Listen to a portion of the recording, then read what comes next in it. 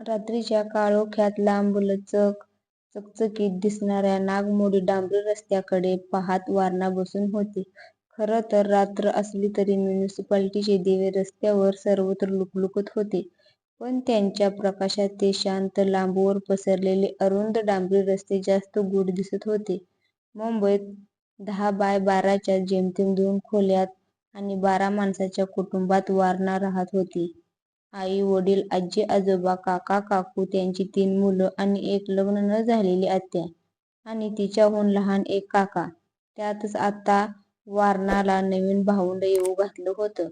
दिवसभर 2 खोल्यांच्या आणि एवढ्या माणसांच्या गराड्यात वारणा गुदमरून जाई. पिकलेलं उंबर टपकन खाली पडल्यावर त्या एवढ्याशा उंबरात बुजबुजलेले लाल लाल किडे कसे दिसतात.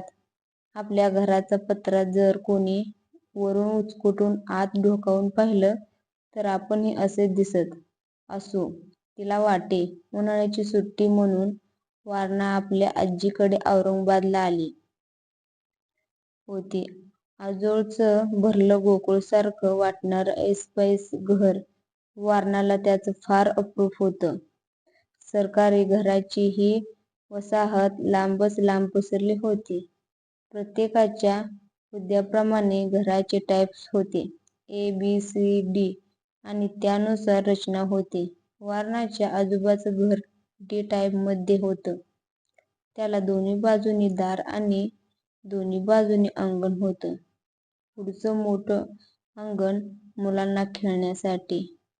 त्याच्या समोर काळे डांबरी रस्ते होते, जिथून उपनगरामधून बाहेर रोडपर्यंत किरकोळ वाहतूक चालत असे. आजूबाजूच्या प्रत्येक घरापुढे असंच अंगण. तिथून पायऱ्या चढून वर आलं की मग ओसरी, मग हॉल. आतल्या बाजूला उरवेला स्वयंपाकघर. त्याच्या डाव्या बाजूला मोठ्या मामा मामींची खोली. पुढे धाकट्या मामा मामींची खोली. मग भला मोठा वरांडा आणि त्यांच्यापुढे मागचं अंगण. त्याला आजी परसदार म्हणे. तिथे सीताफळ, शेवगा, कडुनिंब यांची झाडं लावलेली. तिथंच आजीने लिपून ठेवलेली भली मोठी चूलही होती. रात्री जेवण झाल्यावर मामा मामी, आजी आजोबा सगळे गप्पा मारत असत. उन्हाळ्यात गरम होऊ लागलं की सगळे रहिवासी पुढल्या दाराच्या ओसरीवर झोपत. वारणाच्या घरचेही असं बाहेर झोपलं की रात्री वारणा हमखास जागी होई.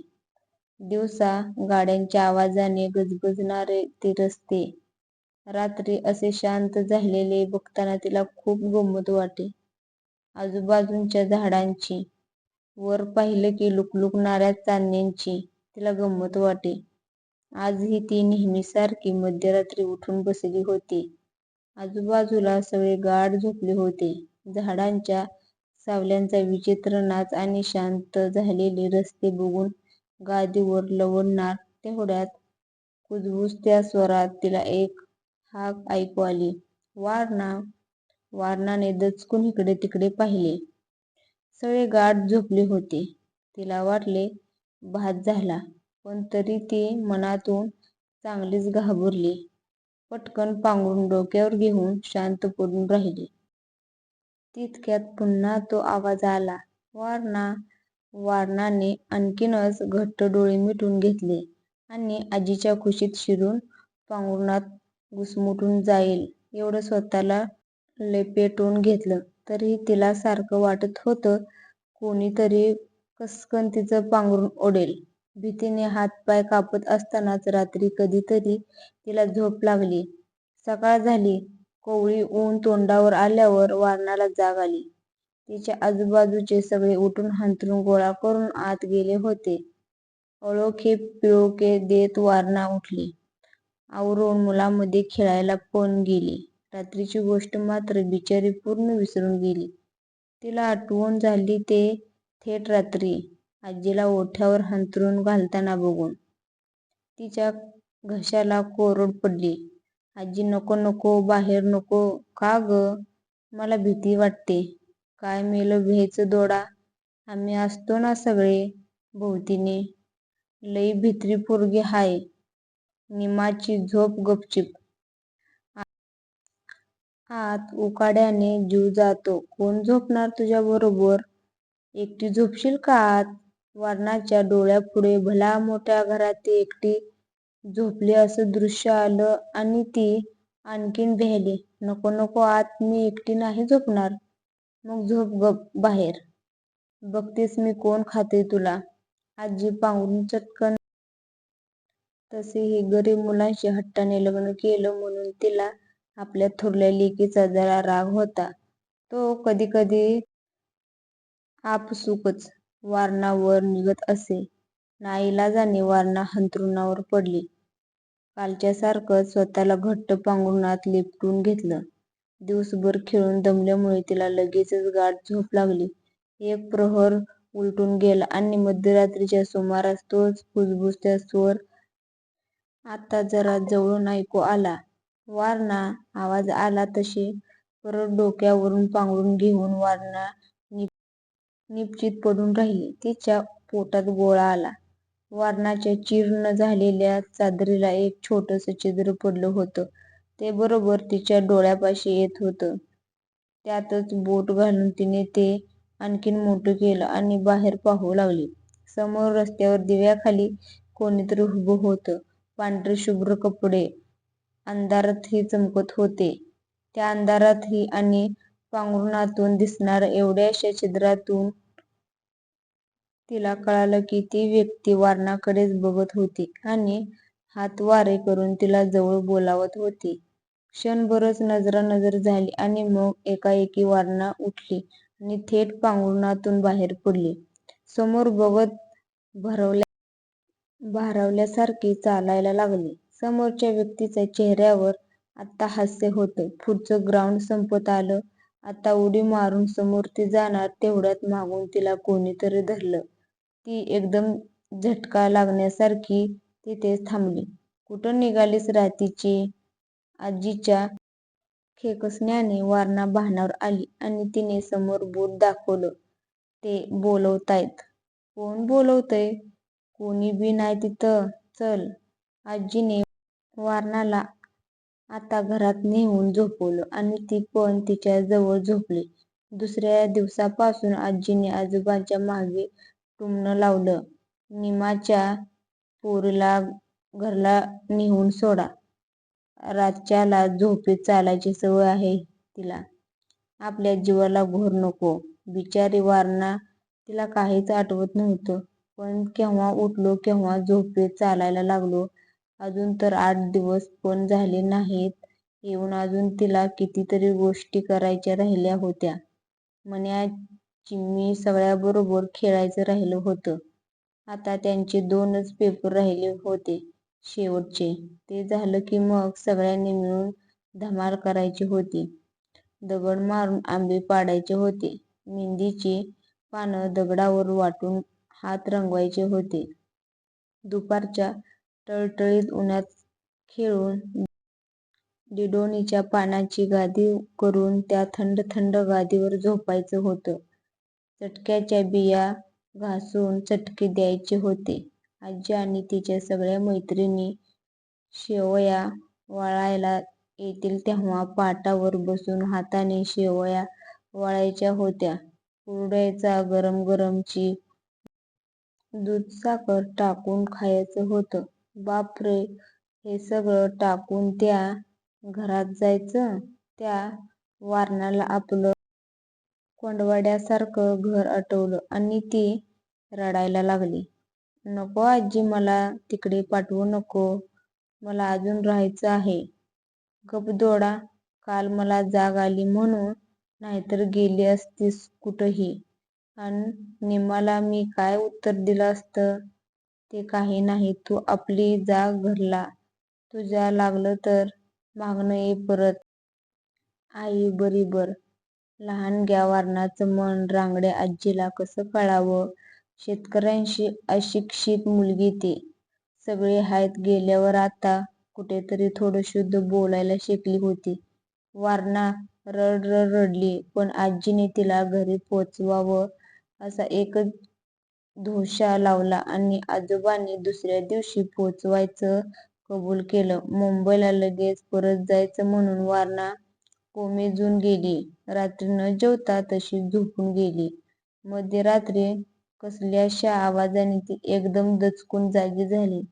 जाग आल्यावर तिच्या लक्षात आलं तिला आतमध्ये एकटीलाच झोपवले होते आणि बाकी सगळे बाहेर झोपले होते. तितक्यात तिला ते दिसलं. कोणीतरी खिडकीशी उभं होतं. वारणाला बाहेर बोलावत होतं.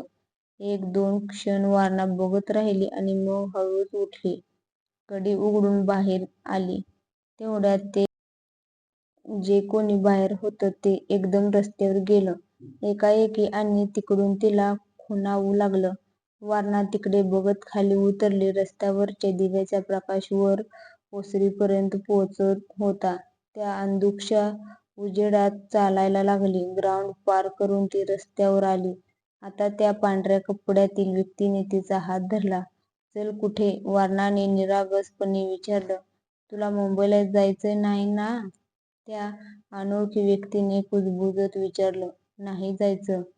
पण आजी इथे राहून देत नाही. " डोळ्यात आलेलं पाणी हाताने पुसत वारणा म्हणाली. "मग तू माझ्याबरोबर चल. सकाळी तू दिसली नाहीस की आजी थोडा वेळ गोंधळ घालेल आणि मग आजोबा कामावर गेले की तू घरी जा. मग तुला कोणी पोहोचवणार नाही मुंबईला. " "खरंच असं होईल? " वारणाचे डोळे आनंदाने चमकले. "हो. " यावर अतिशय आनंदाने त्याचा हात धरून उड्या ती मारत निघाली. एकच सेकंद चालली असेल नसेल आणि तिला आपण एकदम बाजार मैदानात आलोय याची जाणीव झाली. आजीबरोबर कितीतरी वेळा ती यायची नाही का इथे सामान घ्यायला, भाजी घ्यायला.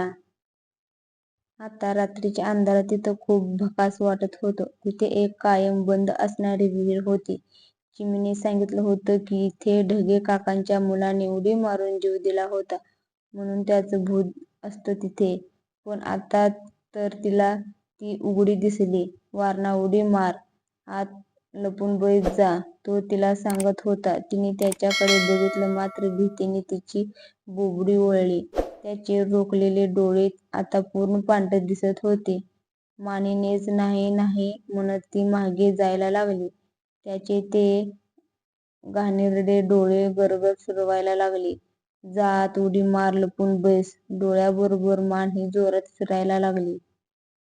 "जा आत, उडी मार, लपून बैस. " "आई! " वारणा ओरडायला गेली पण तिची किंकाळी आतल्या आतच राहिली. समोरचं भयानक दृश्य पाहून ती तिथेच बेशुद्ध पडली.